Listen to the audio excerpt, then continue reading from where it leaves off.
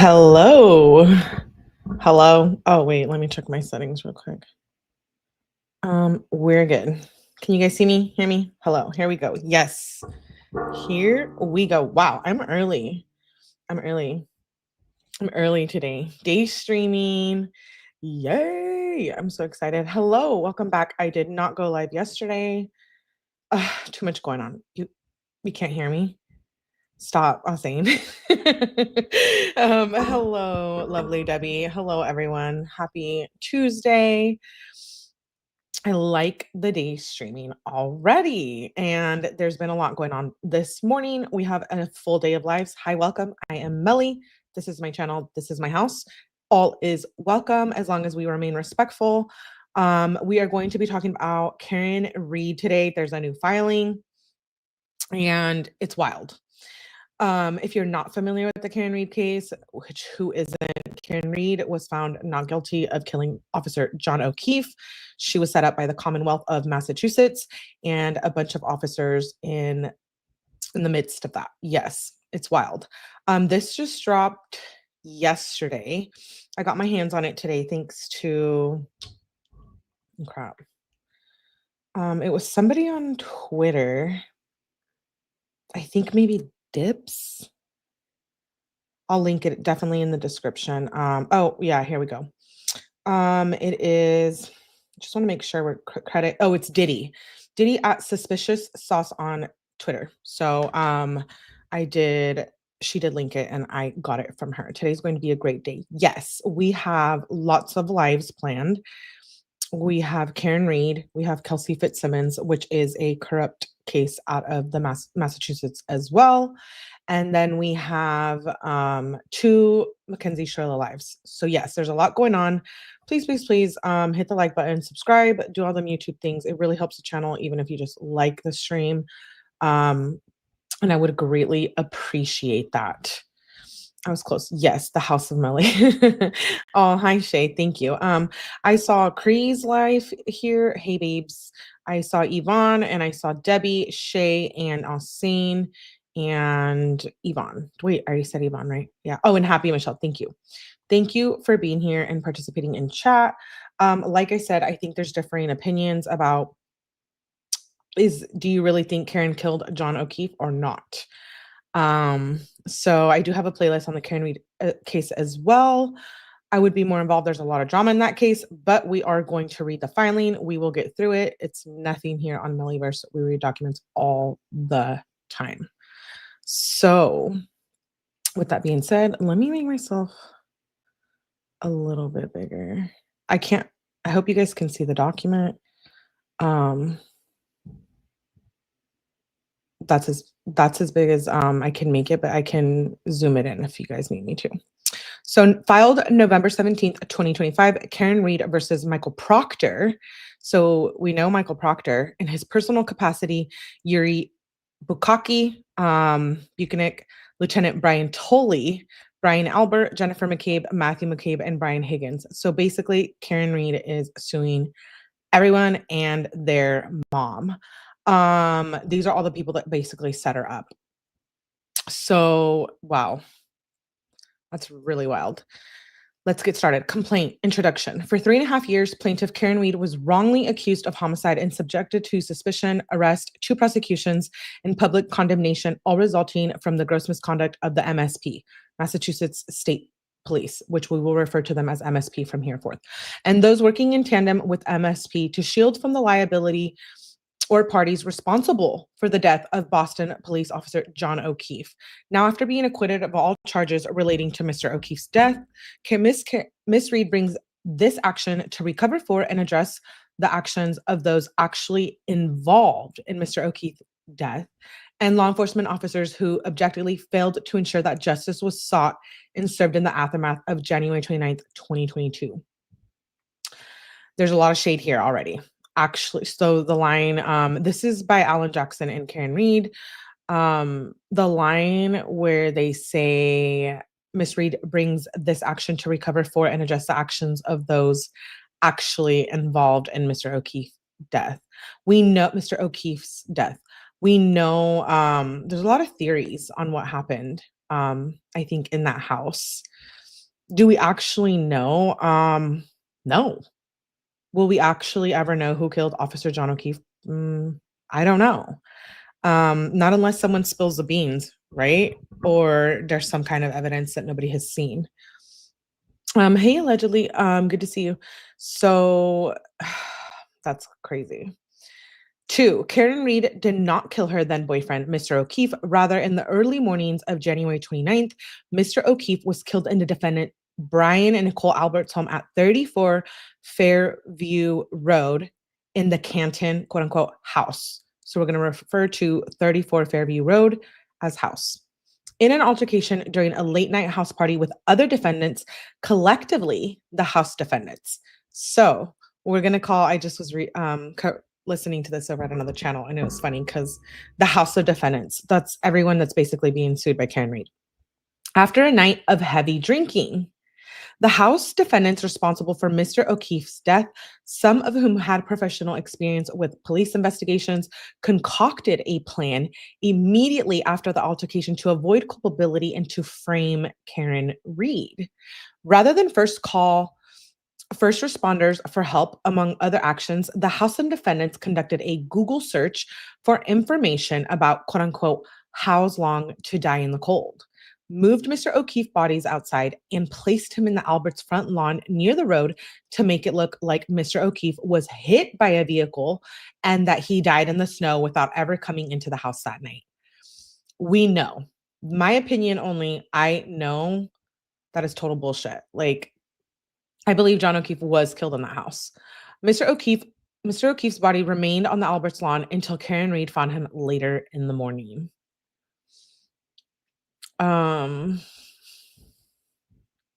Yeah. Hey, Michelle. Thank you for being here. That line, "House long to die in the cold," will forever go down as one of the most popular lines in this case. But also, the line where she said, like, "There's a man passed out in the snow." I also think, was that 𝗵𝗵𝗿𝗄? I'm not sure, but I think so.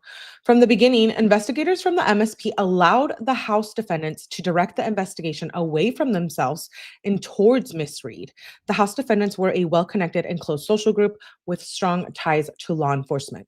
The Alberts are a prominent family in Canton, and the investigating police officers knew them well. The lead investigator of the MSP, Michael Proctor, grew up in Canton and resides there to this day. He has been and remains close personal friends with the Albert family. House defendant Brian Albert was a longtime Boston police officer, and the House defendant Brian Higgins was an agent with the Bureau of Alcohol, Tobacco, Firearms, and Explosives, known as the ATF.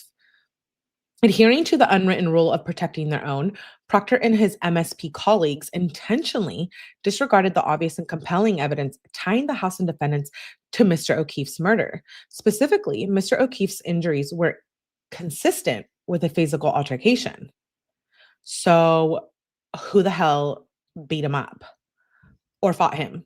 He had bruises and lacerations in his face and a deep gash to the back of his head, suggesting that he was punched and fell backwards, hitting his head on a rigid surface. He also had a dog bite wounds and scratches on his right arm and forearm, equally evident Mr. O'Keefe did not have a single injury consistent with being struck by a vehicle. He did not have any broken bones or even a bruise on his legs, feet, arms, shoulders, torso, back ribs, or anywhere below his neck that a medical examiner would otherwise expect to find on a person struck and killed by the impact from a 3-ton vehicle. And to erase any doubt, the Commonwealth's own medical examiner, the pathologist who conducted the autopsy for the Commonwealth, concluded that Mr. O'Keefe's body showed no signs of vehicular strike. I know. Can't wait. I said, yeah, House of Defendants reminded me of House of Cards. Why is it that this case is still so nuts, even after like all this time and after all the content we consume about it? I find this one is just so wild and corrupt. And the fact that they're even here still now fighting all of these things is just crazy. Number 5, despite that Proctor and others shielded the House of Defendants by intentionally sidestepping fundamental investigatory procedures. Propelled by the House defendant's false statements, including that Mr. O'Keefe, quote unquote, never went into the house, Proctor reported in text messages just hours into the investigation that the House of defendants weren't going to get, quote unquote, any shit for this because, quote unquote, he's a Boston cop, referring to Brian Albert.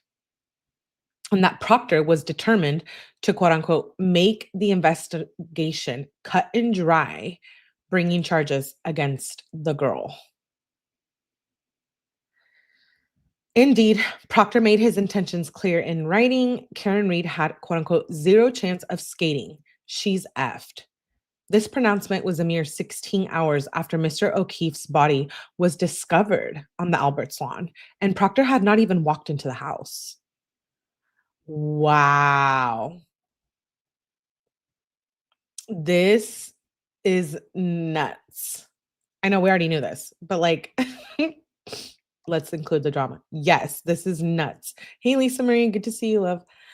Number 6, true to his promise, Proctor and his colleagues did not search the house for blood, evidence resulting from the gash to the back of Mr. O'Keefe's head, or for fingerprints, or for DNA evidence. Proctor did not search the house, despite the fact that Mr. O'Keefe was discovered without a winter coat, without the hat that several witnesses said he was wearing that night, and without his left shoe. At Proctor's discretion, the house was never processed by a criminalist or even photographed. You know, I think like, what if all of us in the chat were partying it up, right? And the police get called. Like, what is happening? You know, what are we envisioning? We're envisioning us running, hiding, or the police are coming into the house and we're going to speak to them and they're going to ask where's the alcohol, who's the alcohol, why the noise, like whatever it is that we're doing. So the fact that these officers didn't even go into the house, like obviously there's a problem. Hey, Amy Ramirez, you're supposed to chase me. Proctor's discretion, the house was never processed by a criminalist or even photographed. No member of the MSP, including Proctor, set foot inside 34 Fairview for nearly a week. The police did not examine or take evidence from the Albert's German Shepherd that was in the house on January 29th, a dog that had a history of attacking other dogs and people. Justice for Chloe as well. Number 7, neither Proctor nor any of the MSP troopers conducted physical examinations of the House of Defendants for evidence of involvement in the altercation, such as marks on their hands, knuckles, or face, or bruises on their bodies. They did not seize or search the House defendants' phones. They conducted only perfunctory recorded conversation with Proctor's friends and acquaintances without any attempt to corroborate their stories. They permitted would-be witnesses to communicate with each other and to coordinate their stories before any formal interviews. They allowed critical evidence to be manipulated in some instances and outright destroyed in others. In short, by focusing the investigation solely on Ms. Reed, as implicitly directed by the House of Defendants through the misrepresentations they made to police, Proctor and his colleagues were disregarded and failed to obtain pertinent interviews and other evidence from the House of Defendants that cannot now be recovered or recreated. This reminds me of Idaho 4 case, like when the house got destroyed and demolished. You know, there's evidence that cannot be recovered or recreated. I truly wholeheartedly believe that. Number 8, Proctor also secretly communicated with the Alberts on his personal bag, on his personal, why did I say bag? On his personal phone, deliberately back channeling those communications to circumvent his state issued device and used his sister as a conduit.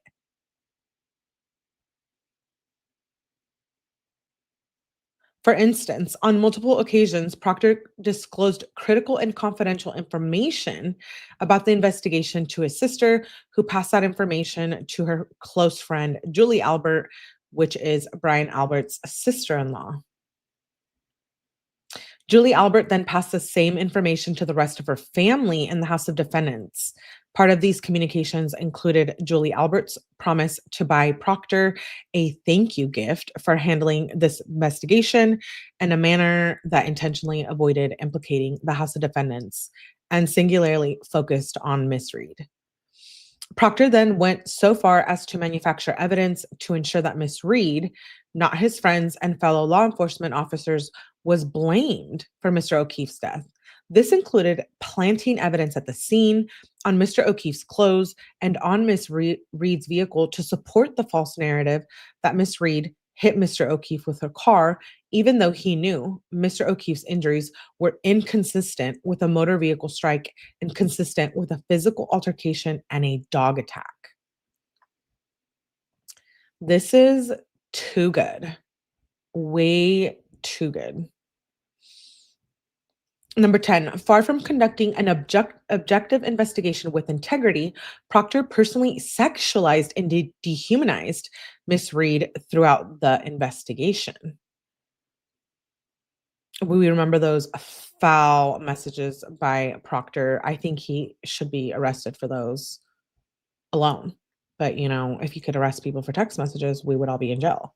Specifically, Proctor's private communications to his high school buddies, sister, and MSP colleagues that he believed would never be discovered exposed the corruption and bias at the core of the MSP's entire investigation.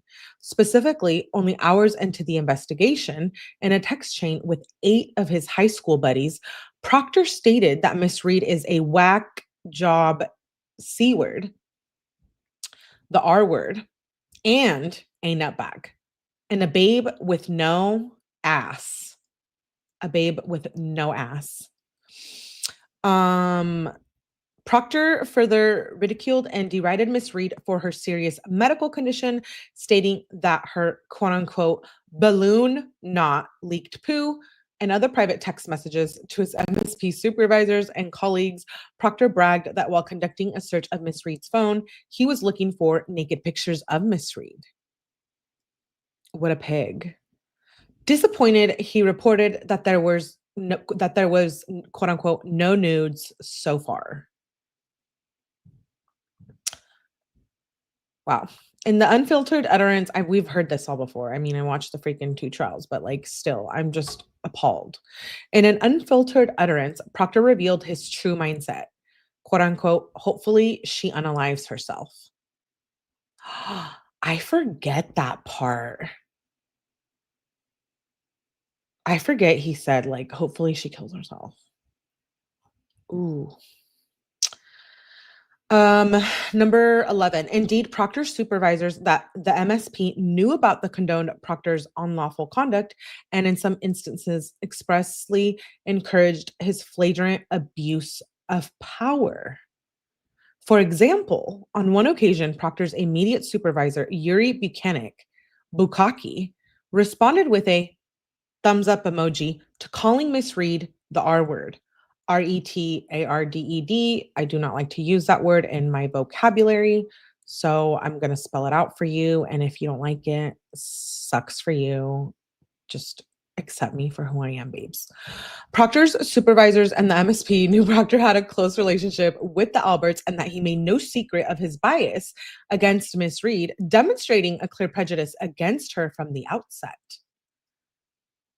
Number 12, relying on manufactured evidence, actively ignoring exculpatory evidence, and without investigating obvious signs pointing toward the House of Defendants, the Commonwealth secured 2 separate arrest warrants for Miss Reed and a knowingly baseless indictment against her, and then wrongfully prosecuted for M-word twice, which is the 2 trials we saw. As alleged below, these unlawful acts not only underlie plaintiff's meritless wrongful death claim against Miss Reed, but they also form the foundation of Miss Reed's claims against the defendants. These acts violated Miss Reed's state and federal constitutional rights, the Massachusetts Civil Rights Act, and as well established Massachusetts tort principles. On June 18th, 2025, after a 2-month trial, a jury rejected the Commonwealth's theory in part because the overwhelming physical, scientific, and medical evidence established that Miss Reed's vehicle did not strike Mr. O'Keefe and that Mr. O'Keefe's injuries did not come from a vehicle strike. Although Miss Reed was ultimately and finally acquitted of all charges related to the death of Mr. O'Keefe, Proctor was fired, and nearly every MSP officer in Proctor's chain of command was disciplined for the egregious abuses and misdeeds. The Commonwealth still has not sought or provided justice, not to the O'Keefe family, not to the community at large, and certainly not to Miss Reed. I feel like we can imagine the wonderful Alan Jackson saying that. Yes, Drakey. Hi, babes. And hey, Kuraha. Good to see you. Number 14. In response, the Commonwealth has offered an empty platitudes of offered only empty platitudes instead of solutions. Excuse me. The head of MSP, Colonel Jeffrey Noble, stated, quote unquote, the events of the last 3 years have challenged our department to thoroughly review our actions and take concrete steps to deliver advanced investigative training, ensure appropriate oversight, and enhance accountability. Under my direction as Colonel, the state police has and will continue to improve in these regards.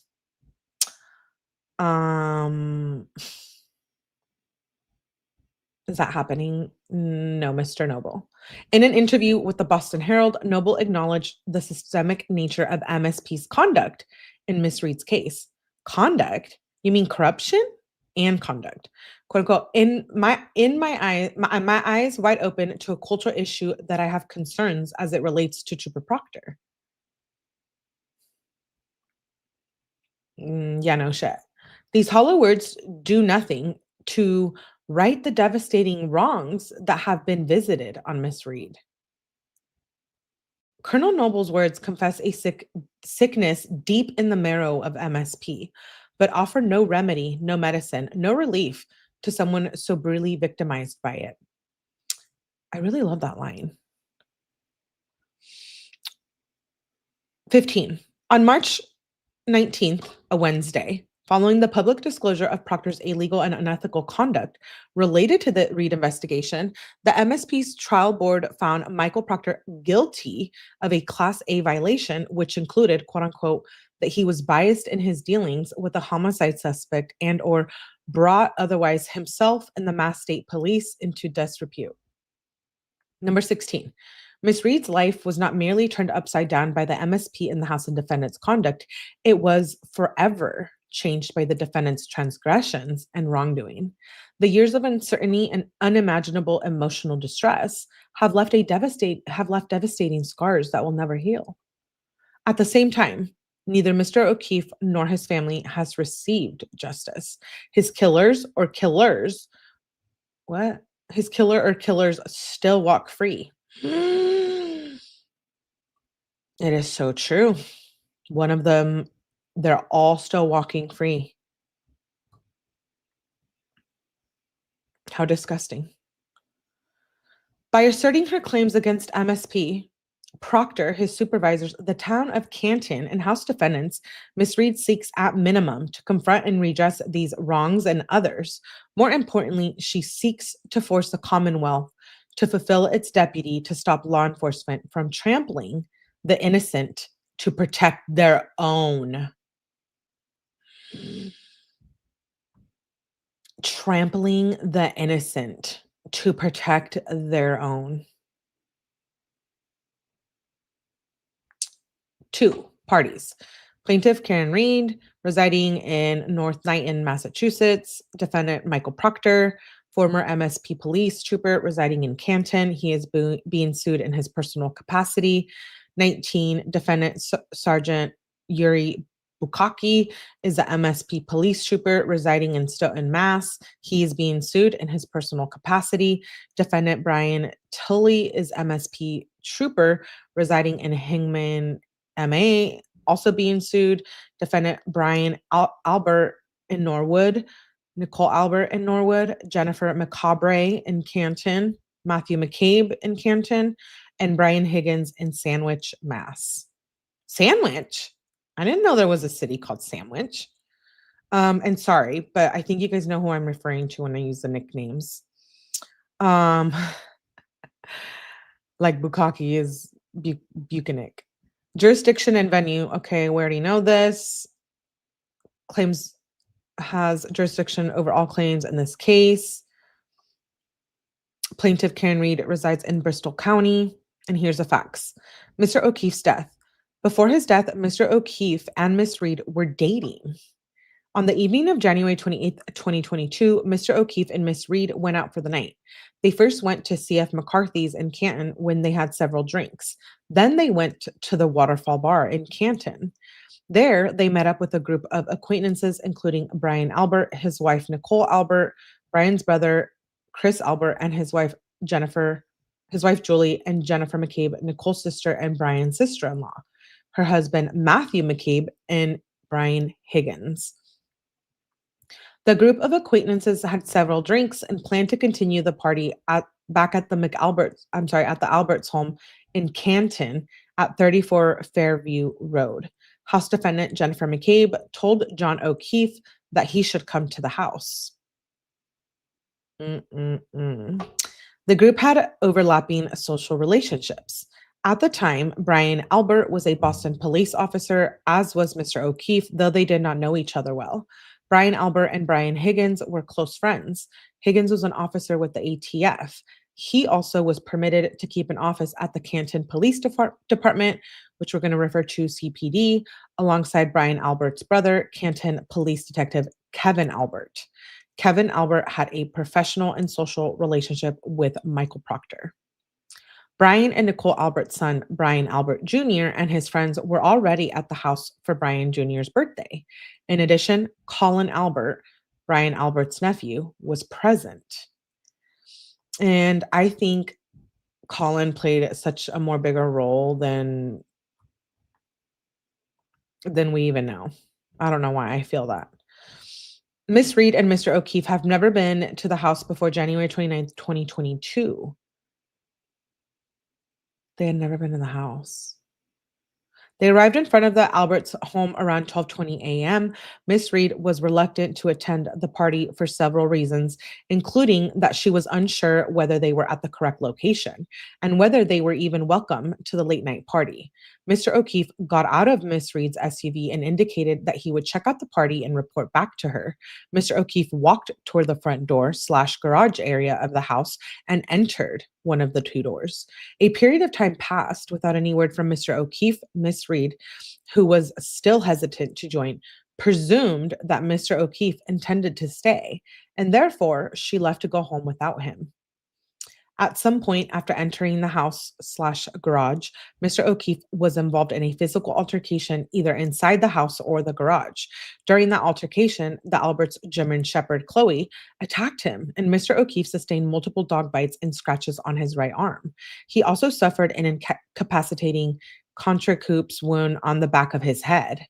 Mr. O'Keefe's wound was caused by falling backward and striking a rigid surface.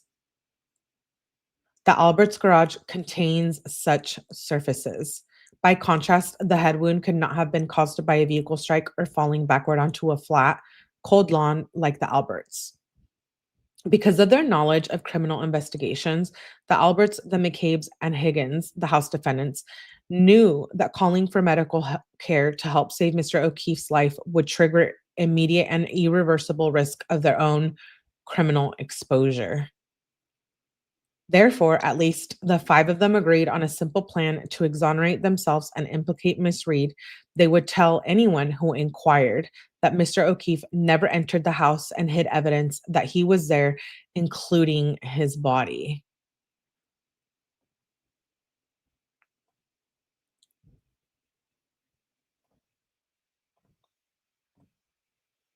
Um, 36. Sometime during the night, they repositioned a Ford Edge vehicle at a spot adjacent to the front lawn, which obscured the view of that area of the lawn from potential passerbys. At some point further in the night, they carried or dragged Mr. O'Keefe's body to that same area in the yard, close to where one or more of them later claimed Miss Reed dropped off Mr. O'Keefe earlier that night. The plan was devised to make it appear that Mr. O'Keefe had been struck by Miss Reed's vehicle and then died as a result of exposure to the cold. 37. Mr. O'Keefe was either dead when the house defendants left him on the Alberts lawn or he died shortly thereafter. After the physical altercations, Higgins left the house and drove to the Canton Police Department in the middle of the night. He later told investigators he had to do some administrative work, but then changed his story, subsequently stating that he drove to the station because he had to move cars in the parking lot due to the snowstorm. However, video from inside the station shows Higgins walking down the hallway and superstitiously entering offices while wearing a hoodie to obscure his face. Surveillance video outside reveals Higgins transporting a large bag from one vehicle to another before driving away.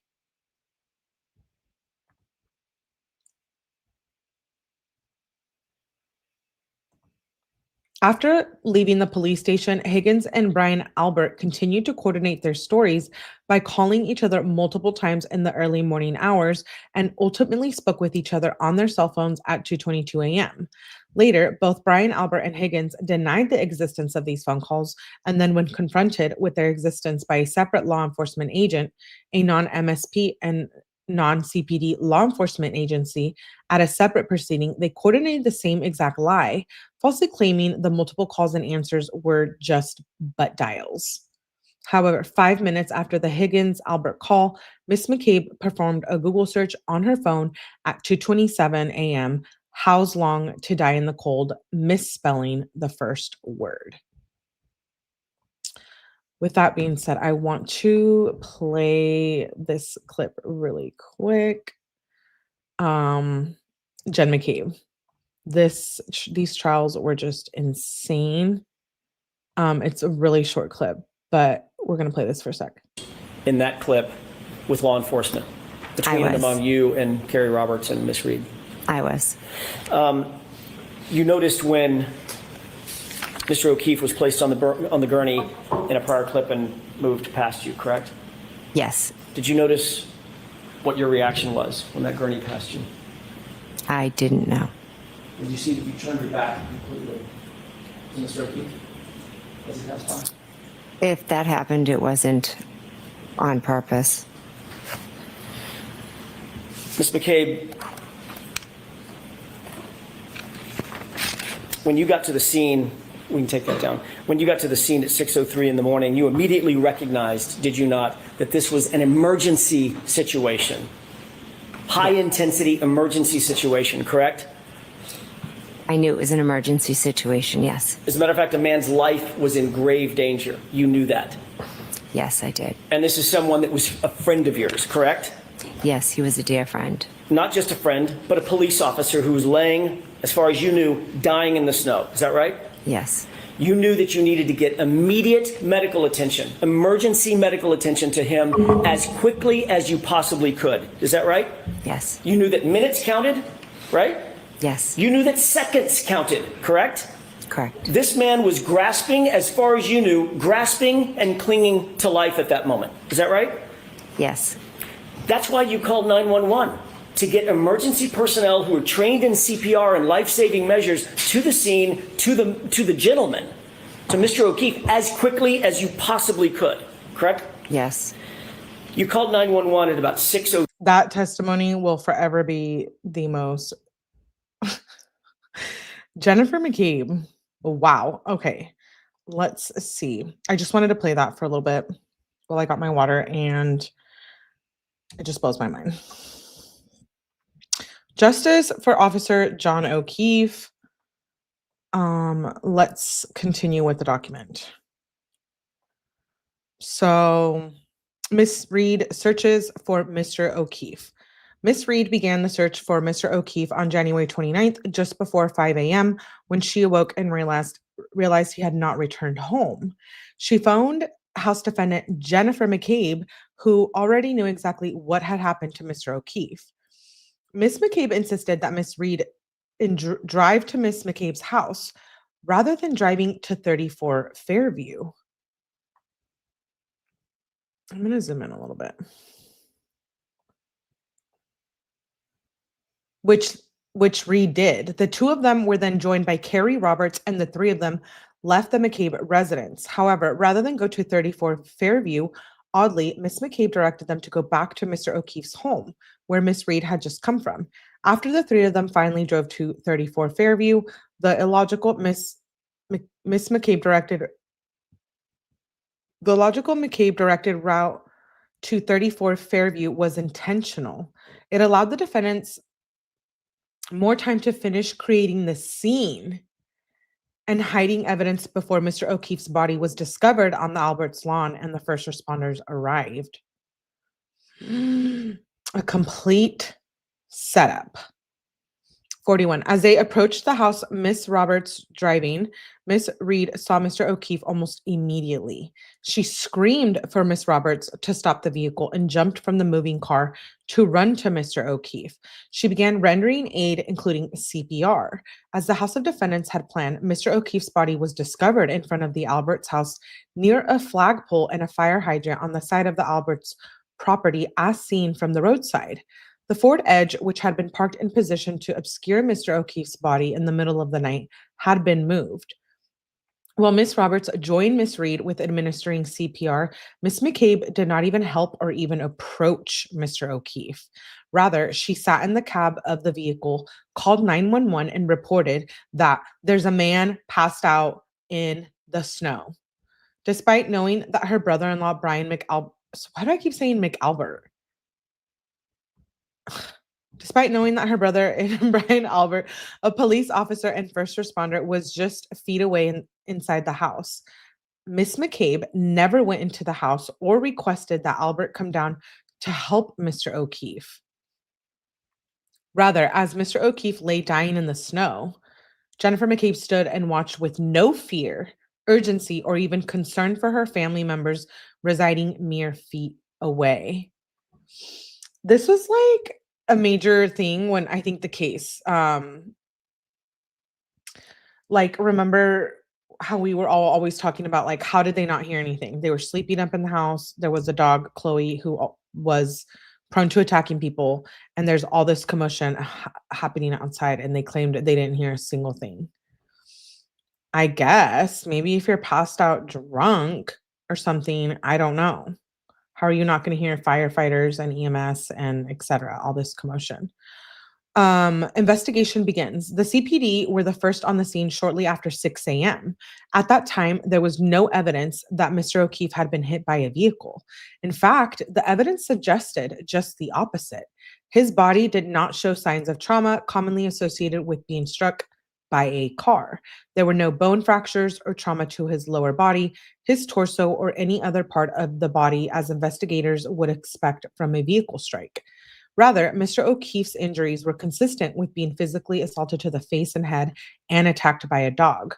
For good reason, the ranking CPD officer on the scene, Sergeant Michael Lank, opined on a telephone call captured on dash cam that Mr. O'Keefe looked like he had been in a fight.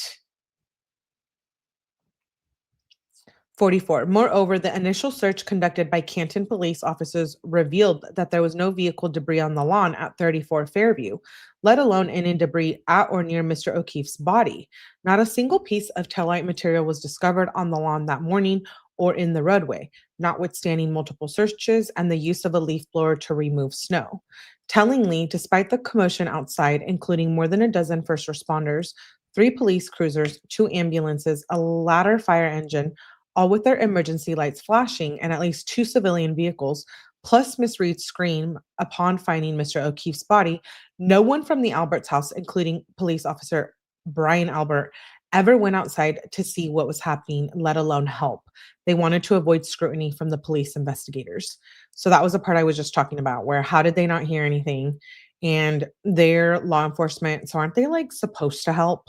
What is that called? They're like reporters, mandated reporters or something. Yeah, and he's just up there in the room, never coming out. It's the case that will never end. It will never end. I'll see. This is going to be going until 2030, you guys. So please subscribe, turn on your notifications. We want all your notifications to be on until the year of 2030, when we can finally get to a closing on this case. Thank you so much. Please hit the like button. Sergeant Lank was a longtime friend of the Alberts and the first law enforcement officer to enter the house. He spoke to the McAlberts, can we just call them McAlberts, please? Because I keep messing that up. Mandated. Thank you, Elsine.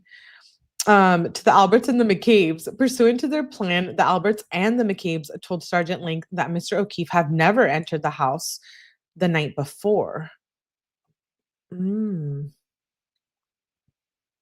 That's crazy. So John just went there, fought with Karen, stayed outside the whole time?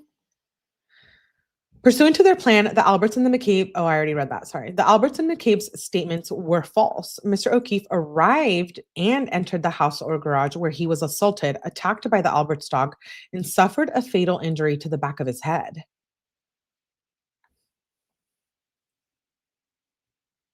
It goes on and on, my friend. Yes, it does.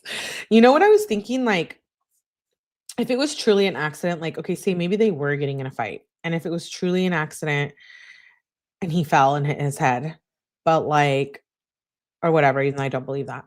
But why lie about it? Right? I don't know. Despite Mr. O'Keefe's injuries being wholly inconsistent with the whole story of the House defendants, we're now telling him neither Sergeant Link nor any other member of the CPD searched the house to determine whether the occupants or anyone else were involved in Mr. O'Keefe's death. Nor did they request to search the occupant's cell phone, observe their bodies for evidence of a fight, or even secure the scene where Mr. O'Keefe's body was found. They failed to do so because of the bias-born friendship and loyalty in the favor of the Alberts and McCabe's. Yeah, no. Like, if you're at a house party and someone has died and you call the police, like, they're absolutely searching all of us, interrogating all of us, and party time is over. After Sergeant Link returned to the CPD 3 hours after the discovery of Mr. O'Keefe's body and more than 2 hours after being interviewed at the Alberts' home that morning, Miss McCabe called Sergeant Link to report that she recalled additional information. As part of the plan to implicate Miss Reed and remove suspicion from the House defendants, she falsely told Sergeant Link that Miss Reed told her twice that morning, quote unquote, "I hope I didn't hit him." More than a year later, at a separate proceeding, Miss McCabe changed her story on the topic yet again. In furtherance of the House defendants' plan, McCabe then falsely reported that Miss Reed outright confessed to hitting Mr. O'Keefe right after she first found him in the snow. Proctor leads MSP investigation despite conflicts. Michael Proctor, disgusting and foul Michael Proctor, my opinion only, was assigned as a case officer and had primary responsibility for the MSP investigation of Mr. O'Keefe's death. Sergeant 𝗀𝗽𝗿𝗄𝗃 was Proctor's direct supervisor. Lieutenant Brian Tully was a supervisory officer at the Norfolk County State Police Detective Unit and thus supervised both 𝗪𝗪𝗃 and Proctor. I have to say 𝗪𝗪𝗃, but I'll try to say the right name. I just have been hearing it for so long. Okay. Mr. O'Keefe, Sergeant 𝗪𝗪𝗃 was Proctor's direct supervisor. Lieutenant Brian Tully was a supervisory officer at the Norfolk County's, okay, I already read that. Melly, hello, you're repeating yourself. Okay, and thus supervised both 𝗪𝗪𝗃 and Proctor. In their roles, 𝗪𝗪𝗃 and Tully both knew at all times exactly the extent of Proctor's misconduct in investigating Mr. O'Keefe's death as described below. From the beginning, Proctor should have never been assigned as an investigating officer. Nope, he should have never. Let alone the lead investigator. Imagine if you or a family member was stuck in that situation. You know what I mean? He grew up and resides in Canton, is a good friend of the Alberts, and has known the family for years. Proctor and Julie Albert, Brian Albert's sister-in-law, each had each other's personal cell numbers. In fact, just days before Mr. O'Keefe's death, Proctor communicated with Julie Albert about babysitting Proctor's minor child.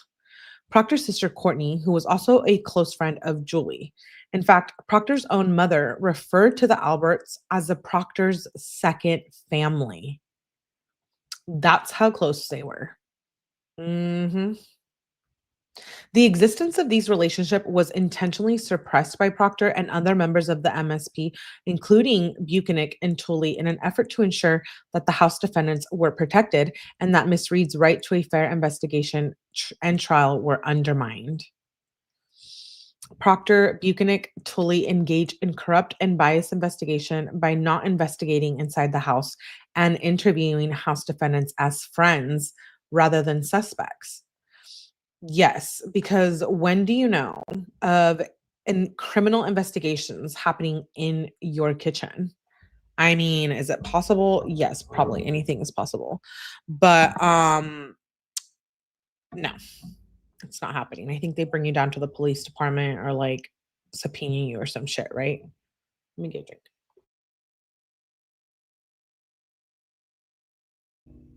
Hey, Kara. Hey, Robert.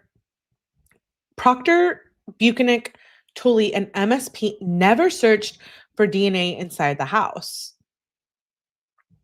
Never looked for rigid surfaces that could have caused the gash on the back of Mr. O'Keefe's head.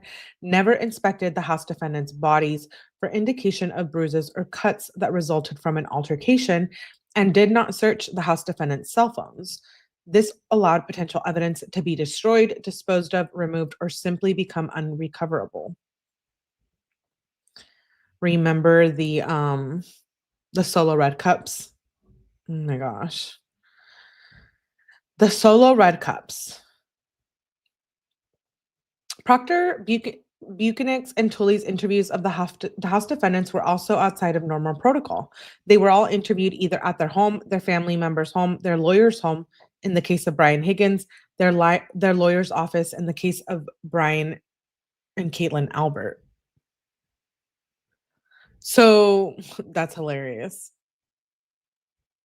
Brian Higgins was interviewed at his lawyer's home.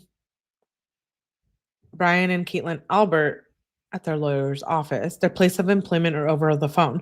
These interviews were untimely, unrecorded, and fundamentally designed to protect the House defendants, and the House defendants took full advantage of it.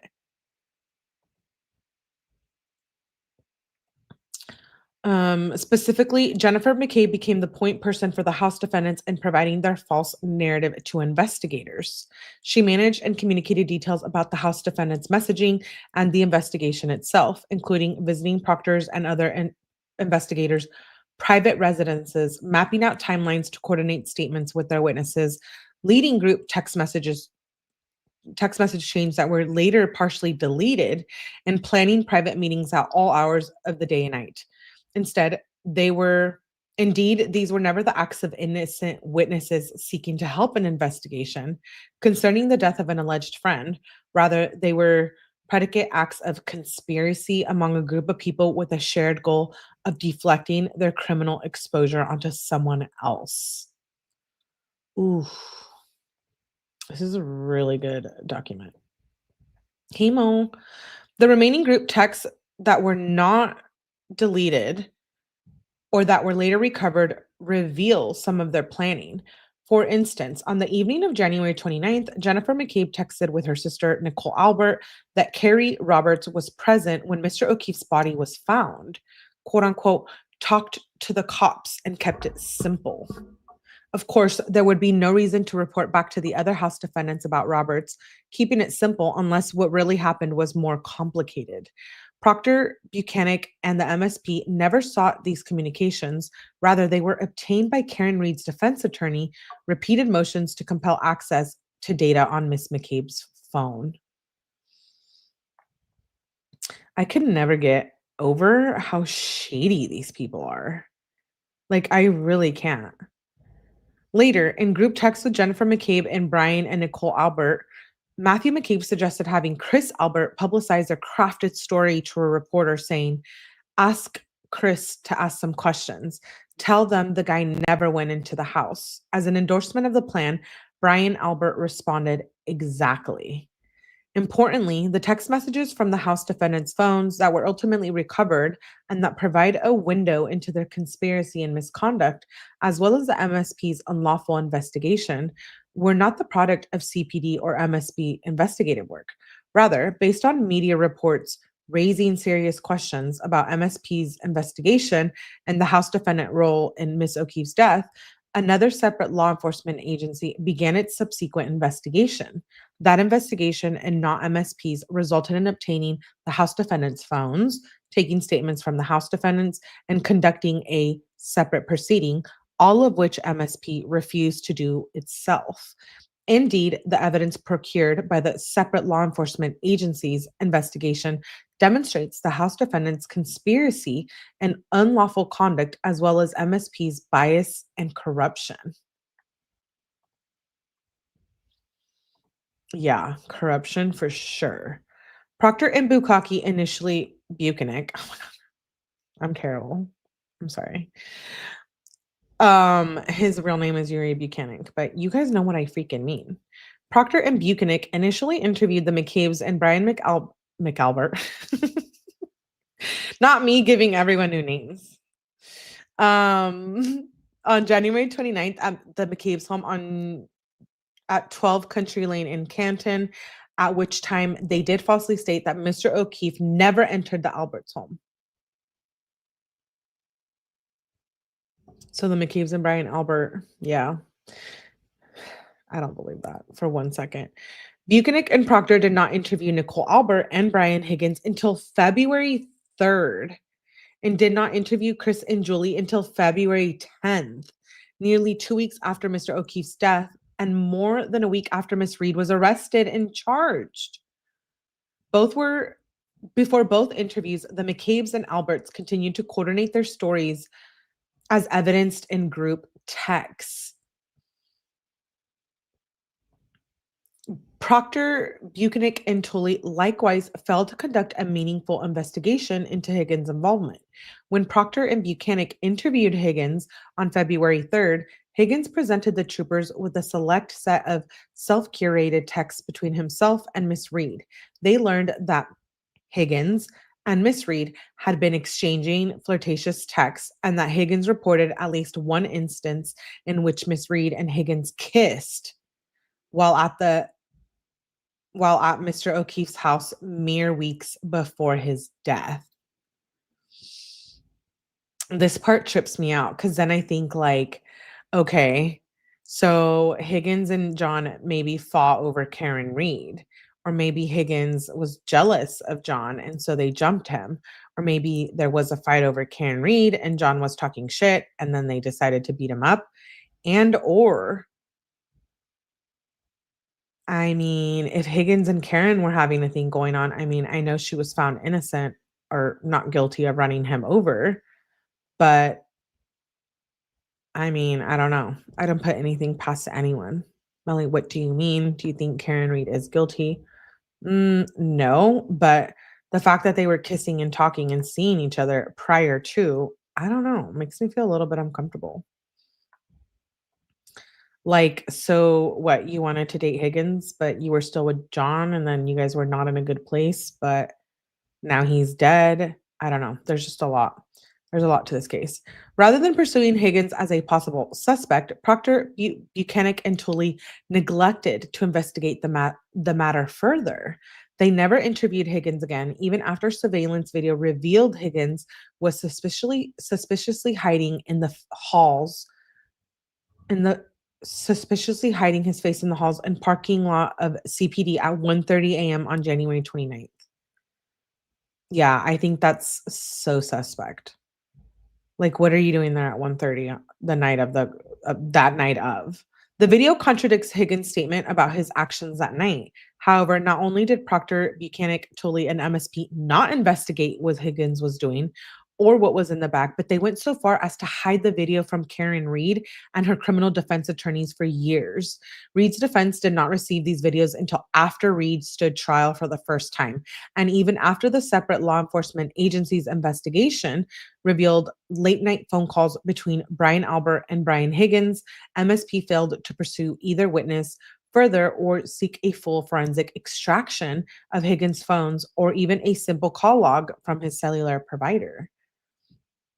When it was revealed that Miss Reed's defense team requested the preservation of Brian Albert and Higgins' phones in order to forensically image them, this request was allowed by the court. Both men got rid of their phones within days of one another. That also surprises me because, like, who throws their phone in the trash? Like, you take out the SIM card or whatever, and then you throw it in the trash. Most of us either trade them in or keep them, right? I've never thrown a phone away just like in the trash anywhere. Have you guys? At, at least I've recycled the broken one too, but I don't know. Higgins went so far as to drive to the military base on Cape Cod, removed the SIM card from the phone, cut the SIM card with scissors he brought with him, destroy and dispose of the phone and card and separately in 2 dumpsters, and then drive back home. Their destruction of their phones eliminated potentially incriminating communications between them and was a direct result of Proctor's, Buchanan, and Tully's intentional refusal to collect important investigative evidence that would be exculpatory to Miss Reed. Even after learning about the destruction of both witnesses' cell phones, MSP investigators had other avenues they could have used to pursue evidence, such as cellular tolls or simply interviewing Brian Higgins and Brian Albert to inquire about the nature of the late night communications. They intentionally ignored these avenues as well. Not only did Proctor fail to probe his friend's stories, he coordinated them with his sister. Proctor spoke to Courtney multiple times a day, and she was in close contact with providing information to Julie Albert.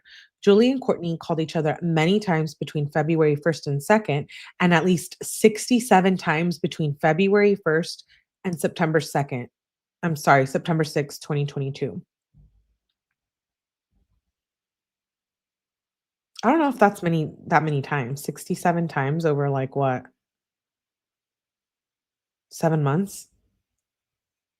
I don't know. I guess depends. Were they like best friends? No, I don't know. For example, as he prepared to question Charlie and Julie Albert on Charlie?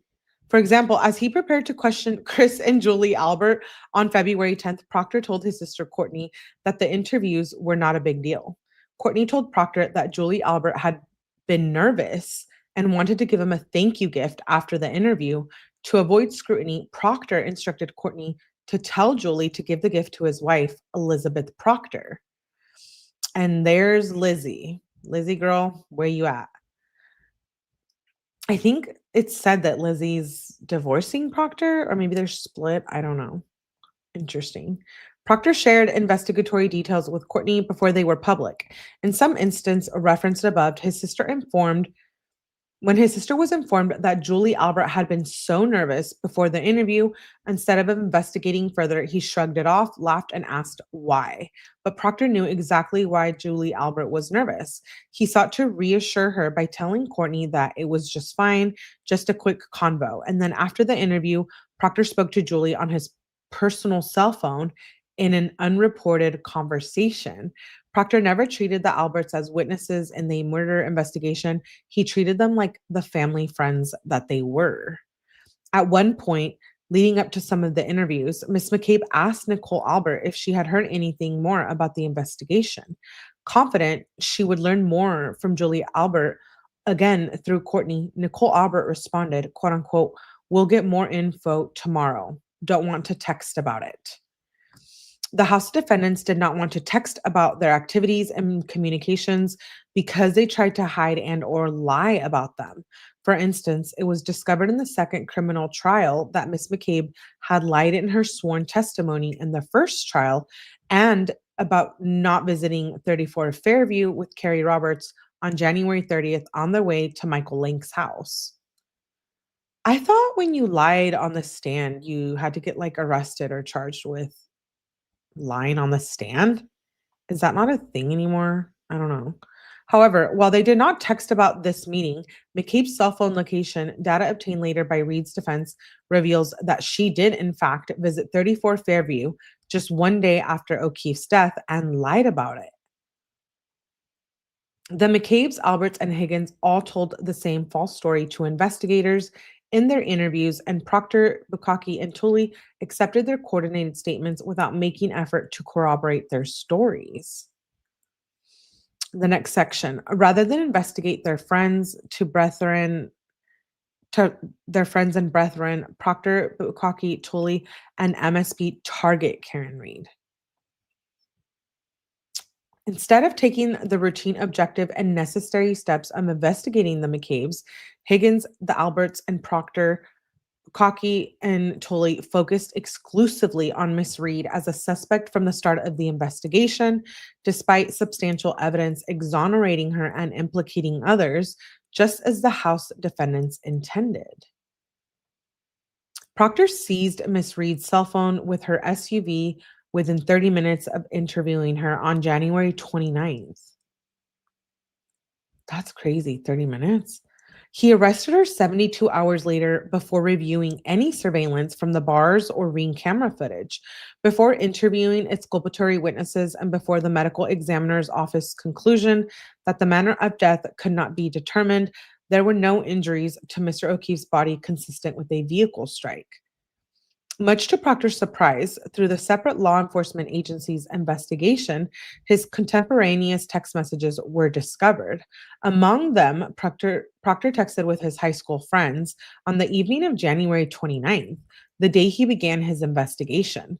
He told them that the MSP had already determined the Alberts were not going to receive any scrutiny about Mr. O'Keefe's death, even though the MSP had not at that point visited the crime scene or been inside the Alberts' home and had performed only a cursory interview of the McCabe's and Brian Albert. Proctor told his friends that Mr. O'Keefe had been hit by a car and had not been in a fight, despite the fact that Mr. O'Keefe had suffered no injuries consistent with a vehicle strike, but he did have injuries consistent with a fight and a dog attack. Proctor rejected a friend's belief that Brian Albert, the homeowner of the property where Mr. O'Keefe's body was found, would receive some shit, instead agreeing with another friend's assumption that, quote unquote, you guys, the MSP are out to make it cut and dry since it's involving cops. Proctor revealed that they had already decided he was, quote unquote, going to put serious charges on Miss Read and that she was effed and that girl had zero chance she skates. From the outset, Proctor was determined to pin it on the girl. I do believe that. The Proctor supervisors were aware of his bias and conflicted relationships in this investigation. They didn't have to guess. Proctor told them. He told them he knew the Alberts. Text messages from Proctor to 𝗃𝗃𝗿𝗃 and other MSP troopers show Proctor had decided to focus suspicion on Miss Read to the exclusion of everyone else. He told the troopers that Miss Read was the R word, 𝗃𝗃𝗿𝗃, and that he was searching for her nudes in her phone. In the text chain, Sergeant 𝗃𝗃𝗿𝗃 liked Proctor's text message describing that Miss Read was R word, which is 𝗃𝗃𝗿𝗃. I just don't like to say it. 𝗃𝗃𝗿𝗃 received Proctor's text messages and never reprimanded Proctor or addressed his improper bias and conduct.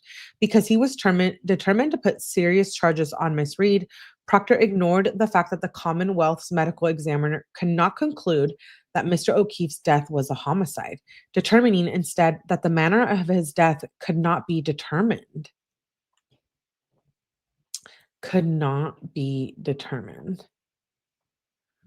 The medical examiner also refused to conclude that Mr. O'Keefe died as a result of being struck by a vehicle and later testified at trial that his injuries were not consistent with the car strike.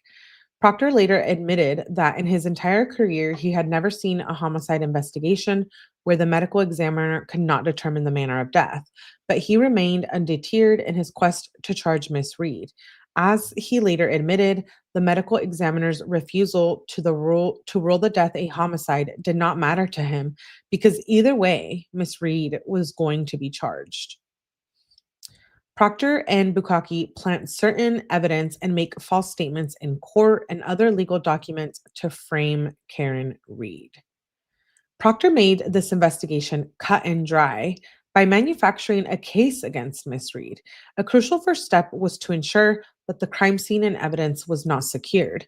This was in violation of MSP policy and well-established best practices for critical incident investigations.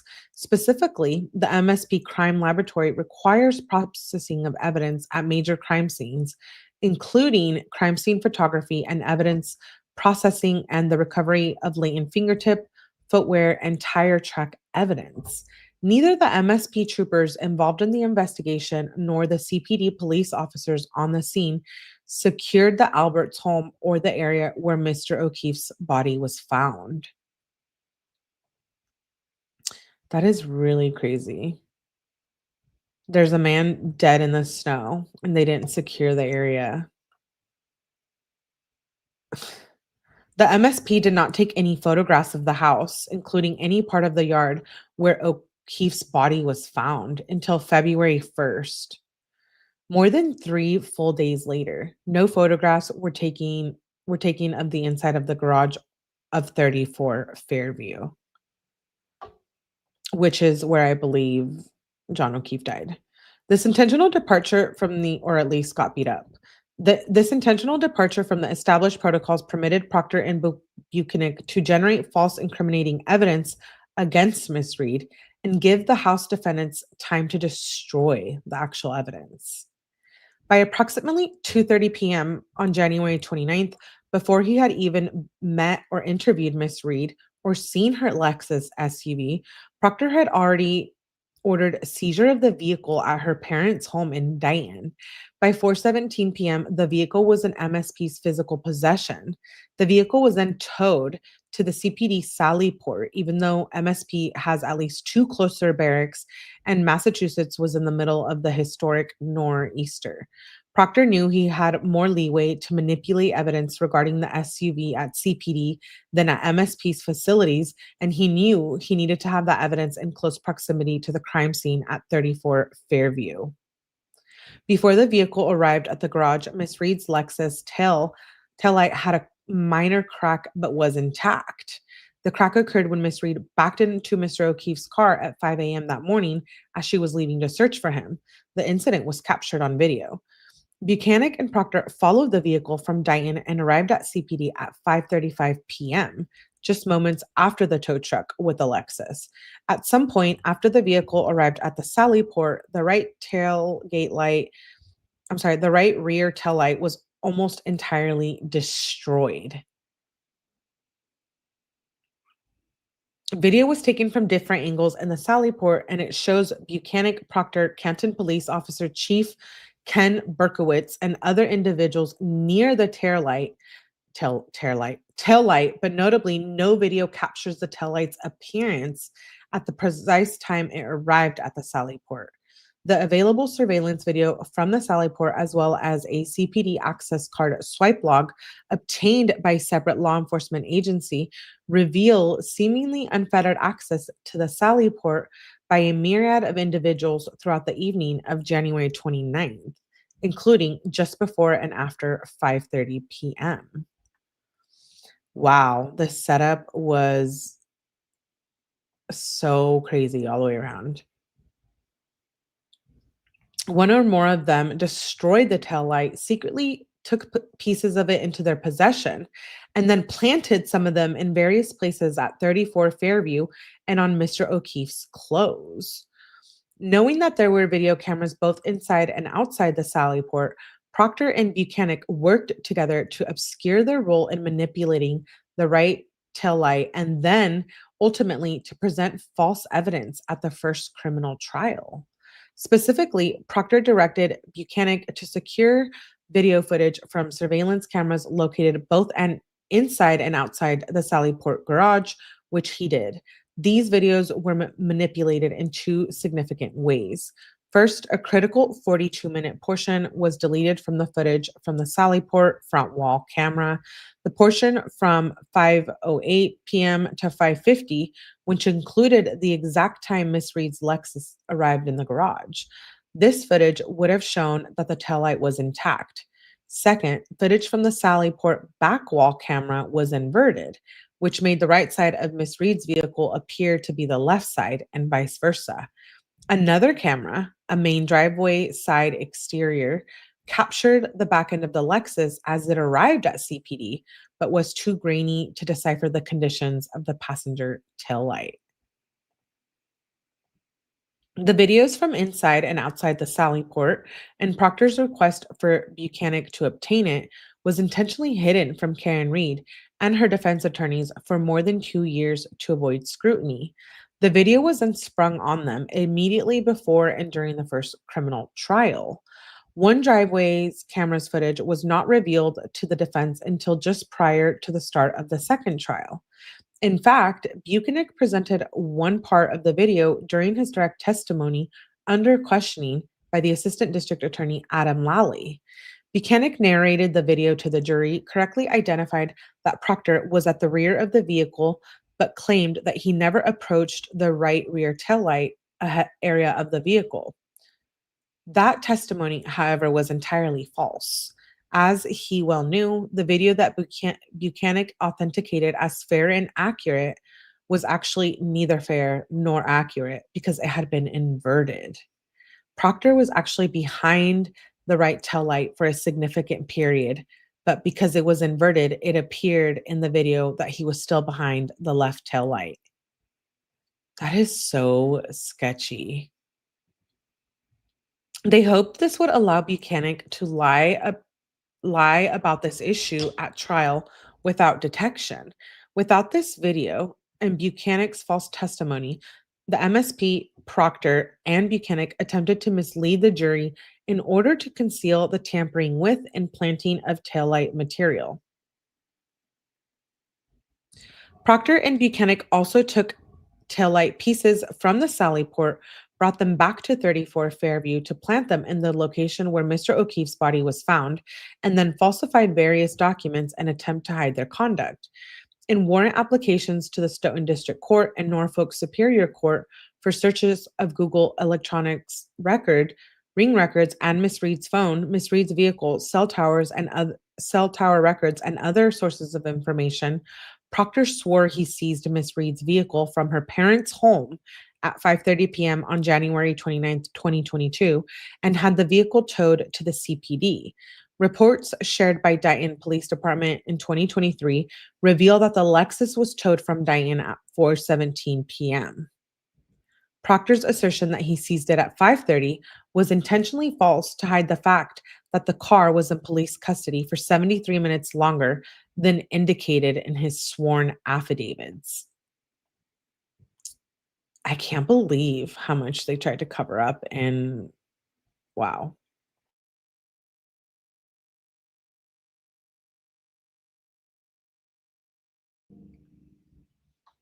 And conceal and set Karen up. Proctor maintained the false narratives because it would hide the exact time frame when he had the opportunity to remove pieces of the taillight from Miss Reed's vehicle and bring them back to the house so he could later claim the pieces had been there approximately 12:30 a.m. on January 29th. However, unbeknownst to him, driveway video from the Reed residence in Dayton, and a report written by the Dayton police officer revealed Proctor's lie and revealed the true and accurate time the Lexus SUV came into MSP's possession. Again, it blows my mind. Like, why aren't they charged with lying on the stand and to the judge? I'm really confused why they're not being charged with that. Are they? I haven't heard anything other than Proctor being fired and then being like, placed on leave, fired, etc. Proctor also deposited the SUV taillight pieces that he had others remove from the vehicle in the Sally port on Mr. O'Keefe's clothes. Proctor retrieved Mr. O'Keefe's clothes from the floor of the hospital where he was pronounced deceased. Proctor's just a big old piece of shit. I mean, excuse my language. This channel is not for children, but wow. He even went to the hospital and stole the evidence to make it fake evidence. Well, not fake evidence, but I guess set it up. Instead of securing the clothes in a sealed container bag or in a sealed container or bag as protocol requires. Proctor and Buchanan drove them around in his car all day and then placed them in the Norfolk County District Attorney's office for at least 6 days, where they were accessible to Proctor, Buchanan, and any other MSP troopers. Proctor and Buchanan failed to create a log to document the chain of custody of the clothing. Therefore, and by design, there is no record of when, how many times, and under what circumstances Proctor and Buchanan touched, manipulated, handled, or otherwise tampered with that clothing. The same prosecutor that brings Karen to trial would be the same one who brings perjury charges. However, that does not prove. Oh, shite. That does not prove perjury. That's crazy. Also, like the clothes, they do not know how many times. They don't know the chain of custody, of course, the red solo cups, but like,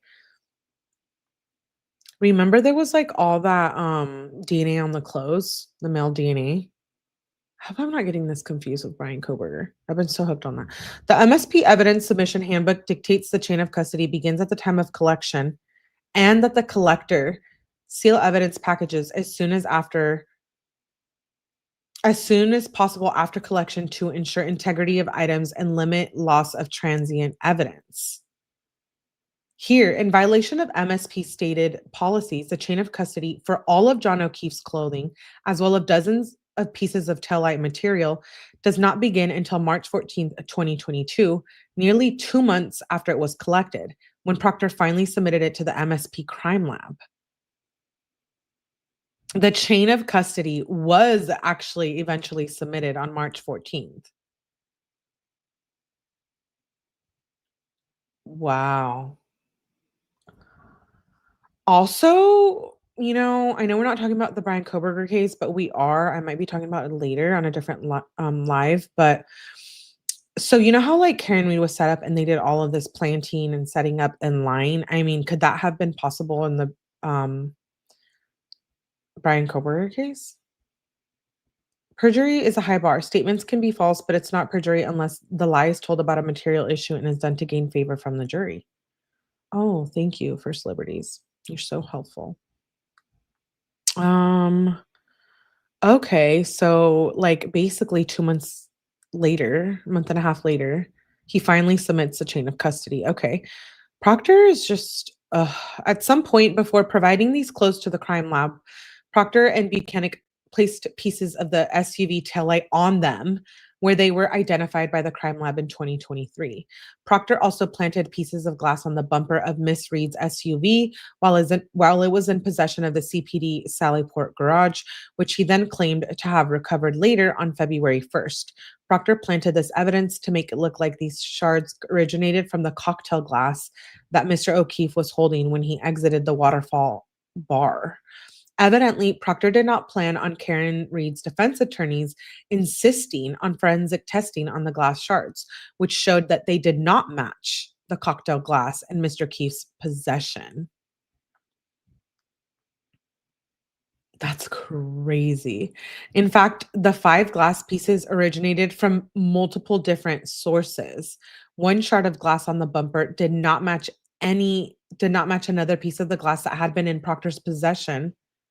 Wait, let me start over. One shard of glass on the bumper did match another piece of glass that had been in Proctor's possession during the investigation.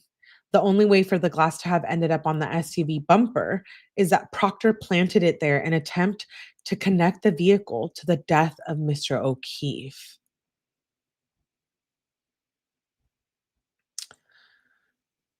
Other aspects of the conflicted and corrupt investigation. Proctor, Buchanan, and MSP's investigation was rife with other examples of corruption and bias. For example, despite evidence that Brian Albert may have had surveillance at the house, neither Proctor nor Buchanan nor any other member of the MSP issued subpoenas to Ring or any other home surveillance video company. And no one questioned any other member of the Albert family about the presence of the video monitoring. Yeah, that's crazy. Proctor and the MSP also failed to track down their important witnesses and evidence. For example, Brian Lohgren, a town of Canton snowplow operator, turned out to be one of the most significant witnesses in the entire criminal trial. Lucky, right?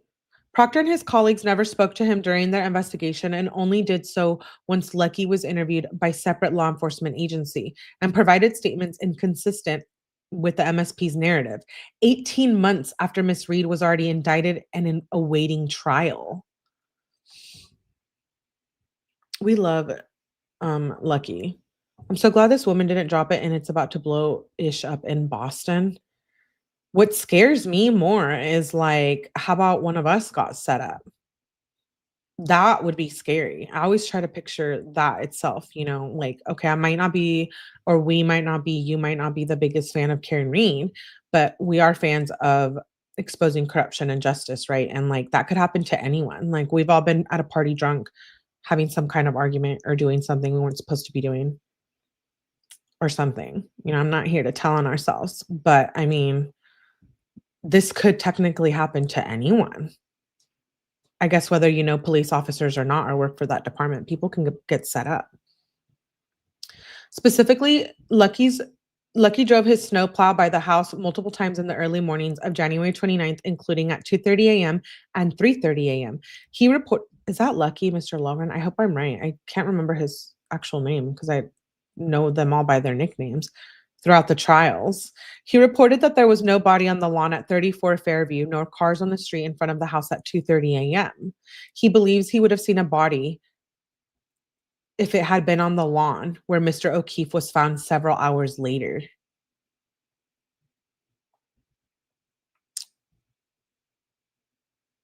Dang.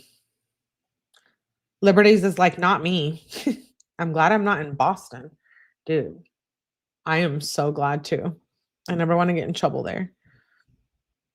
Instead, the second time he drove by the house around 3:30, wait, is that how, I'm sorry if I'm pronouncing his name wrong.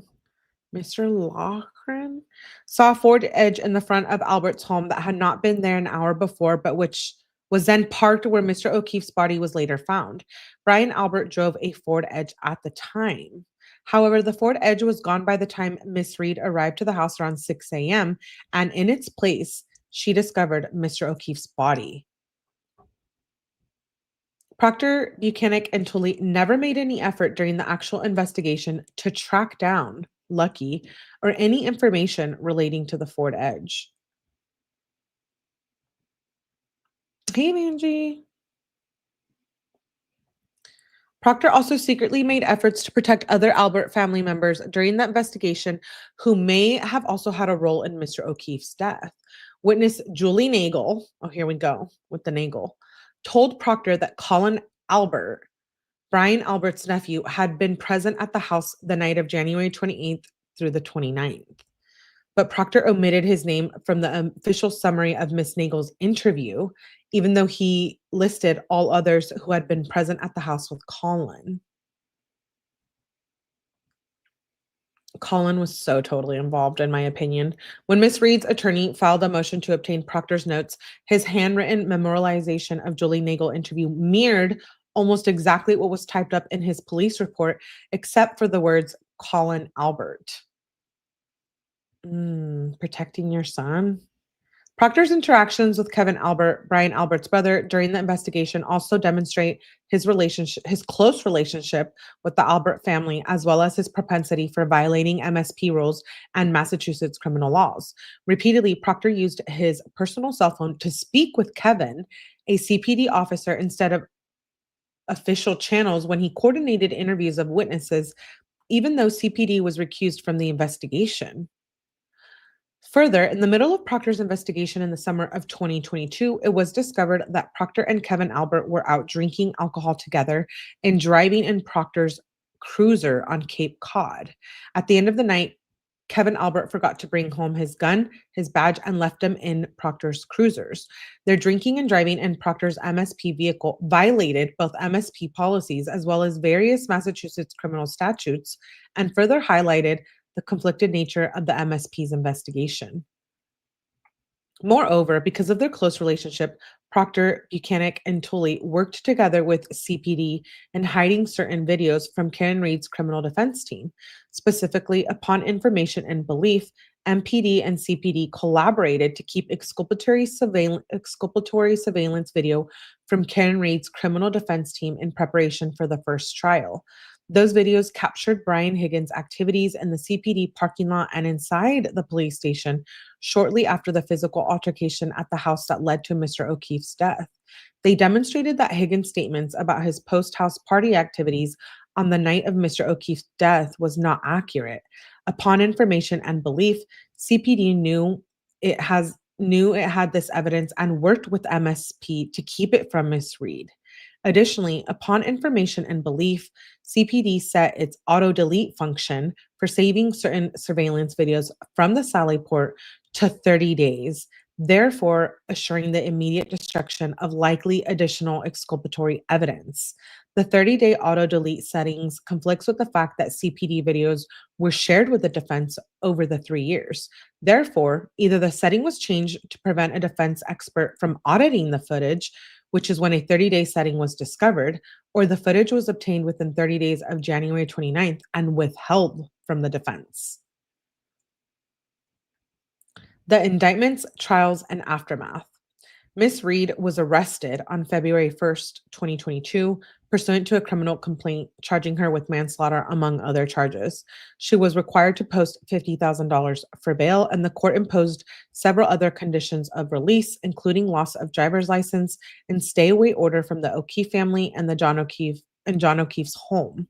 Ms. Reid later was rearrested on June 9th, 2022, after being indicted for second-degree murder, manslaughter, and leaving the scene of the accident resulting in death.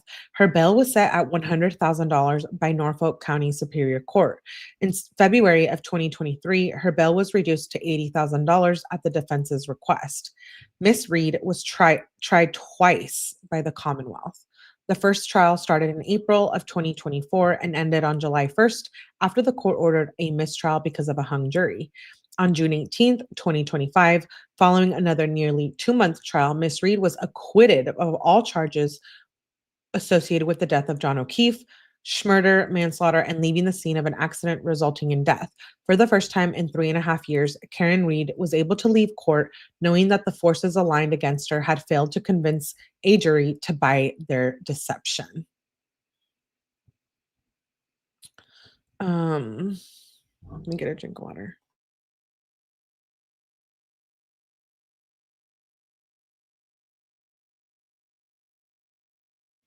Okay.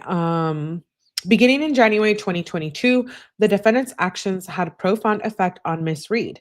She lost her employment and income. She lost her professorship. She lost her private health insurance. She lost her car and driver's license. She lost her house. Her reputation, both professional and personally, was utterly destroyed. She incurred multiple millions of dollars in debt for legal fees and additionally millions in expert fees and cost. In addition, after being arrested twice, jailed twice, and tried twice, she has suffered years of intense stress and emotional harm, worried that she would be imprisoned for the rest of her natural life for a crime she did not commit. Ms. Reid suffers from both Crohn's disease and multiple sclerosis, as documented under seal with criminal court. Ms. Reid has undergone tens of surgeries to manage her illnesses prior to January 29th, 2022, and endured a blood infusion just months before Mr. O'Keefe's death. In the aftermath of the charges, 2 arrests and during both trials, Ms. Reid suffered a well-documented exacerbation of her symptoms amid the stress, anxiety, and emotional and physical impacts of being wrongfully accused of this crime. While fighting for her freedom against a corrupt prosecution, Ms. Reid underwent dozens upon dozens of documented medical procedures and treatments to attempt to address her health issues. The defendants concocted a plan, executed that plan, and framed an innocent woman, and they are now responsible for these extraordinary damages Ms. Reid has suffered at their hands. I'm all for it. I'm all for this lawsuit. MSP investigates and punishes Proctor, Buchanan, and Tully for their misconduct during the investigation. Proctor wrote more than 1/3 of the police reports in this case, testified at the state grand jury 3 separate times, interviewed every member of the Albert and McCabe families, had possession at least until March 14th, 2022, of all of John O'Keefe's clothing and all of the taillight pieces found broken from the housing processed by Mr. O'Keefe's Chevrolet Traverse the day after Miss Reed was arraigned, had access to and reviewed all the ring videos, had access to and reviewed all the surveillance from CF McCarthy's, had possession of all the CPD Sally Port and driveway videos, and numerous other critical investigative activities. And yet, once evidence of Proctor's conflicts and lies became public, he was extricated from this case in an effort to hide him from the jury and sanitize the compromised investigation, while Miss Reed was forced to trial not once, but twice. Yeah, they owe her. I know. I think Proctor should be arrested. Ultimately, Proctor was relieved from duty and transferred out of the detective unit of Norfolk County District Attorney's Office on July 7th, 2024, mere days after the conclusion of Miss Reed's first trial. Proctor was terminated from the MSP on March 19th, 2025. Upon a release from the district attorney of more implicating text messages from Proctor's phone on October 18th, 2025, Proctor officially ended his appeal with the Civil Service Commission. On September 23rd, 2024, an MSP Internal Affairs investigation found 𝗬𝗍𝗍𝗃 failed to perform his supervisory duties in an ongoing investigation. On July 7th, 2025, Buchanan was transferred out of the NDAO detective unit and reassigned to administrative role in another division. On October 18th, 2024, 𝗵𝗲𝗿𝗲 was disciplined and reassigned from the SPDU and stripped of his detective designation. 𝗿𝗲 was given special dispensation by Norfolk County District Attorney Michael Morrissey to continue detective work on the Reed case despite his demotion because of his behavior of this case. Upon information and belief, MSP troopers David D. Chico and Jeffrey Kawasaki were disciplined for their misconduct associated with MSP's investigation of Miss Reed. Counts. Count 1, malicious prosecution under the Fourth Amendment. Proctor, Buchanan, and 𝗿𝗏 violated Miss Reed's Fourth Amendment rights by engaging in malicious prosecution of Miss Reed by causing her to be seized pursuant to legal process unsupported by probable cause. The criminal proceeding against Miss Reed terminated in her favor when she was acquitted of murder, manslaughter, and leaving the scene of an accident with a death.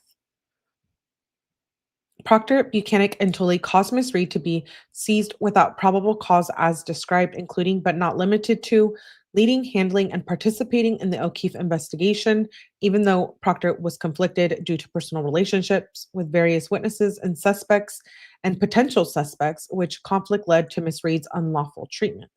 B, handling the investigation even though Proctor had an extreme and personal negative bias towards Karen Reed, which bias led to Miss Reed's unlawful treatment, violating MSP's rules, policies, and procedures in all aspects of the investigation, planting, fabricating, and manipulating evidence, falsifying documents, preparing false affidavits, and committing perjury.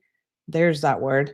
Failing to secure evidence and the crime scene, obtain evidence, timely and appropriately interview suspects, and investigate the Alberts, McCabe's, or Higgins, and allow them to destroy potentially exculpatory evidence. Failing to consider and present exculpatory evidence to prosecutors and the grand jury investigating Mr. O'Keefe's death, such as the evident dog bite injuries on Mr. O'Keefe's arm and evidence that his injuries were caused by an altercation and not by a vehicle strike, such as a lack of lower body trauma.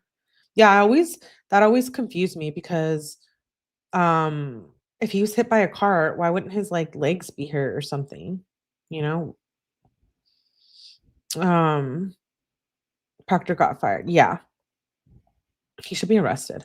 Following her indictment by a grand jury, Miss Reed was rearrested without probable cause, forced to pay $100,000 bonds to be released from custody, and required to comply with numerous pretrial release provisions. Those post-arraignment deprivations of her liberty constitute seizures under the Fourth Amendment. Those deprivations continued during Miss Reed's second trial, in part because of Proctor's false testimony at Miss Reed's first trial. Among other things, Proctor falsely testified that when he first saw the taillight on Miss Reed's car at Miss Reed's parents' house in Dighton, it had large pieces missing, and the shattered taillight displayed at the first trial, as photographed on February 1st, 2022, was in the same condition as on January 29th. He and 𝗵𝗃 never touched any part of Miss Reed's vehicle when it was stored in the CPD Sallyport. He retrieved taillight pieces on subsequent searches at the Alberts' home when he had deposited or arranged for someone to deposit taillight pieces at the property. Chris and Julie Albert were his loose acquaintances rather than his friends, and his statements and sworn affidavits all claiming the Lexus was seized at 5:30 p.m.